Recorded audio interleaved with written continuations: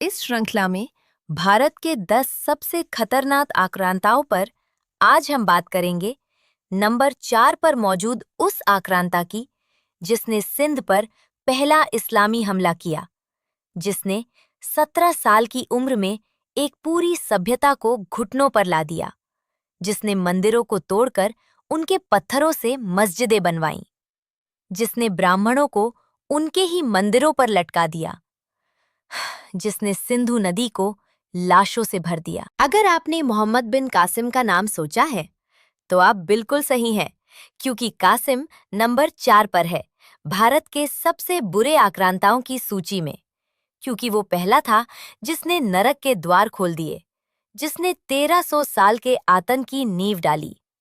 चचनामा लिखता है, अरबों का उद्देश्य सिर्फ जमीन नहीं था, बल्कि लोगों की आस्था को जड़ से उखाड़ फेंकना था। कासिम से पहले उपमहाद्वीप ने आक्रमण देखे थे, लेकिन सभ्यता का विनाश नहीं। कासिम से पहले मंदिर लूटे जाते थे, लेकिन व्यवस्थित रूप से नष्ट नहीं किए जाते थे। कासिम से पहले राजा युद्ध में हारते थे, लेकिन संस्कृति को मिटाने की कोशिश नहीं की जाती थी। उसने 3 ऐसे जहर बोए जिनसे 1300 साल तक धार्मिक सभ्यता तड़पती रही। 1. धर्म को हथियार बनाना पहली बार। विजय को धर्म के नाम पर उचित ठहराया गया। चचनामा कहता है, काफिरों को 3 विकल्प दिए गए, इस्लाम, तलवार या अपमान। ये राजनीति नहीं थी, ये जिहाद था। 2. ज्ञान का विनाश। नवाब शाह विहार, हजारों बौद्ध ग्रंथों का घर जला दिया गया। अल बलादुरी दावा करता है, हिंदुओं की पुस्तकालय राख कर दी गई ताकि उनकी कुफ्र का कोई निशान न रहे। कासिम ने धार्मिक स्मृति का सिर काटना शुरू किया। 3. आने वाली पीढ़ियों के लिए नमूनाहर आक्रांता।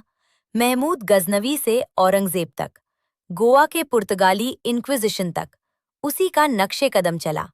मंदिरों को नष्ट करना, मनोवैज्ञानिक युद्ध के तौर पर जजिया, संस्थागत अपमान के रूप में, स्त्रियों पर अत्याचार, वंश का सफाया करने के लिए।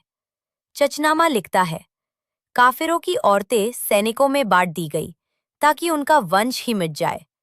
कासिम का अपराध ये नहीं था कि उसने क्या किया, बल्कि ये कि उसने आने वालों को सिखाया कि कैसे किया जाता है। इसलिए वो सिर्फ याद नहीं किया जाता, उसे शाप दिया जाता है। और अब उस कहानी की शुरुआत जिसने सब कुछ बदल दिया। साल 712 ईस्वी। स्थान सिंधु नदी के किनारे। एक तूफान आ रहा था, बारिश का नहीं, लोहा और आग का। उसका नाम मोहम्मद बिन कासिम। उम्र 17 साल, लेकिन उसका दिल पाप से भी बूढ़ा। चचनामा लिखता है, अल हज्जाज ने कासिम को लिखा, सिंध धन धान्य से भरा है, उसकी प्रजा कमजोर है, जाओ और उसे इस्लाम की छाया में लाओ। उसके पीछे था उमैयद खिलाफत का शक्ति प्रदर्शन। उसके सामने था सिंध, वैदिक राजाओं की भूमि, धर्म की कोख। वो मेहमान बनकर नहीं आया, वो विजेता बनकर आया।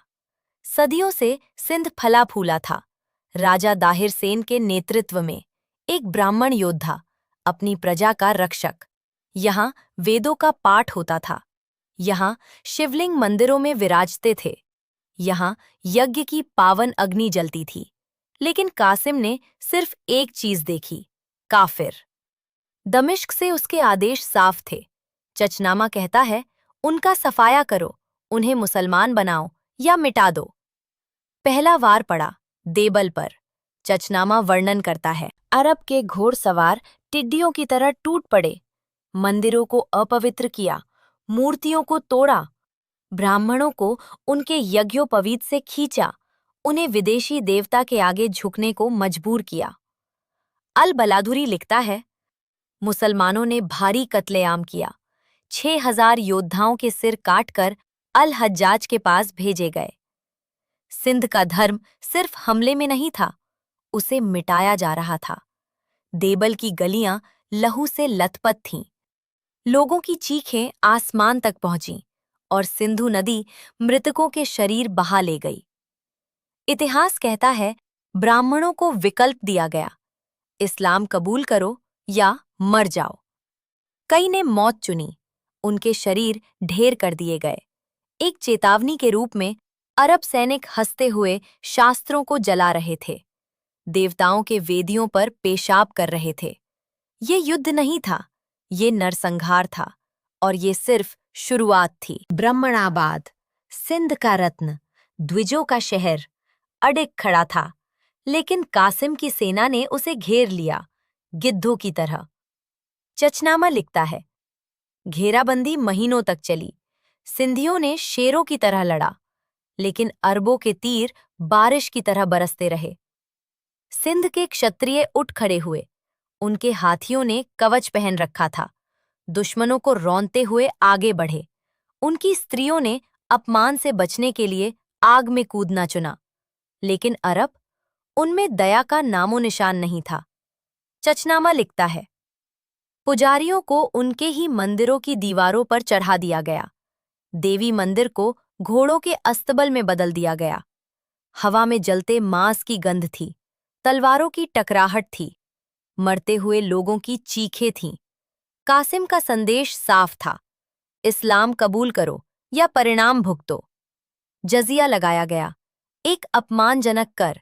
सिंधवासियों को विकल्प दिया गया, इस्लाम या तलवार। शहर का धन लूटा गया, स्त्रियां गुलाम बनाई गईं, बच्चे बाजार में बेचे गए। लेकिन इस अंधेरे के बावजूद सिंध की आत्मा नहीं टूटी। माएं रातों को अपने बच्चों को रामायण सुनाती रहीं, योगी गायत्री मंत्र का जाप करते रहे।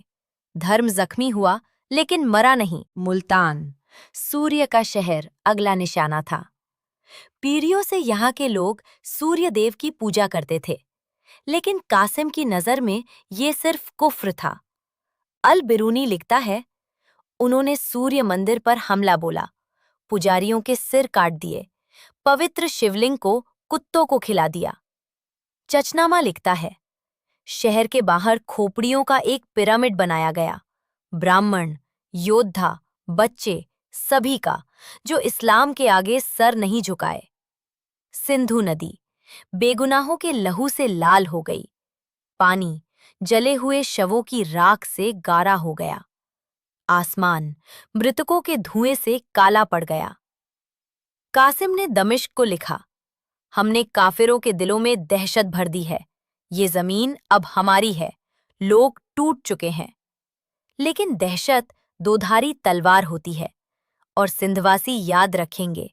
वे याद रखेंगे जलते मंदिरों की गंध, वे याद रखेंगे अपनों की चीखें, वे याद रखेंगे मोहम्मद बिन कासिम का नाम, और एक दिन वे उठ खड़े होंगे। कासिम, अब एक जवान आदमी, अपनी जीत हुई जमीन पर खड़ा था। उसने क्षत्रियों को कुचला था, मंदिरों को अपवित्र किया था, लोगों को गुलाम बनाया था। लेकिन उसका आतंक का राज खत्म होने वाला था, ना कि सिंधियों की तलवार से, बल्कि अपने ही लोगों के विश्वासघात से। अल तबरी लिखता है, अल हज्जाज, इराक का कसाई, कासिम की बढ़ती शक्ति से डर गया। उसने उसे एक गधे की खाल में सिलाकर खलीफा के पास भेज दिया, कूड़े की तरह, गद्दार की तरह। वो लड़का जो खुद को खुदा समझता था, उसका अंत अपराधी की तरह हुआ। चचनामा लिखता है, कासिम अपमानित होकर मरा, उसकी लाश धूल में फेंक दी गई, उन्हीं लोगों द्वारा जिनकी सेवा की थी। लेकिन नुकसान हो चुका था, सिंध टूट चुका था, उसके मंदिर ध्वस्त हो चुके थे, उसकी प्रजा गुलाम बन चुकी थी। अरब इसे विजय कहते थे, सिंधवासी इसे बलात्कार कहते थे। जमीन रोई, नदियां सोईं, पत्थर याद रखे, और सिंधियों का शाप जड़ पकड़ने लगा। आज पाकिस्तान कासिम को नायक मानता है, उसके नाम पर सड़कें हैं, बच्चों को उसकी प्रशंसा सिखाई जाती है, लेकिन जमीन याद रखती है।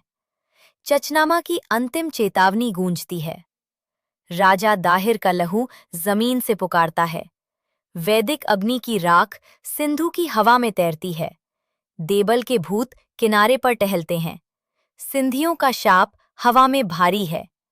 वो शाप है, हे देवताओं, मोहम्मद बिन कासिम के अपराध याद रखना। उसका नाम हर हिंदू माँ अपने बच्चे को सुलाते समय थूक कर याद करे। उसकी हड्डियां उस जमीन में मिट्टी बन जाएं जो उसे घृणा करती है। मारे गए लोगों की आत्माएं उसकी कब्र पर छाए रहें। सिंधु नदी कभी उसके बहाए लहू को ना भूले। जिन मंदिरों को उसने तोड़ा वे लोगों के दिलों में फिर से बने, और वो धर्म जिसे उसने मिटाने की कोशिश की और भी अधिक तेज जल उठे। एक अकेला दिया अंधेरे में टिमटिमाता है, धर्म की अटूट आत्मा का प्रतीक। ये सिर्फ इतिहास नहीं है, ये एक चेतावनी है। धार्मिक सभ्यता ने हजार कासिम देखे हैं। उसने खून बहाया है, उसने कष्ट झेले हैं, उसे तोड़ा गया है, लेकिन वो कभी हराया नहीं गया, क्योंकि सिंध याद रखती है, उसकी नदियां याद रखती हैं, उसके पत्थर याद रखते हैं, और एक दिन कालचक्र फिर घूमेगा। और इसलिए जब हम धार्मिक सभ्यता के 10 सबसे बुरे शत्रुओं की सूची बनाते हैं, तो कासिम का नाम ऊपर होता है। न कि इसलिए कि उसने हजारों को मारा, बल्कि इसलिए कि उसने आने वालों को सिखाया कि कैसे एक सभ्यता को तोड़ा जाता है।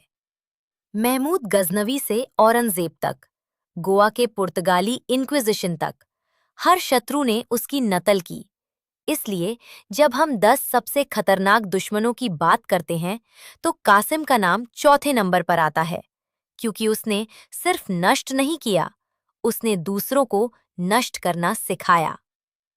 अगर आपको ये वीडियो पसंद आया तो कृपया इस चैनल को सब्सक्राइब करें, बेल आइकन दबाएं और इस वीडियो को शेयर करें।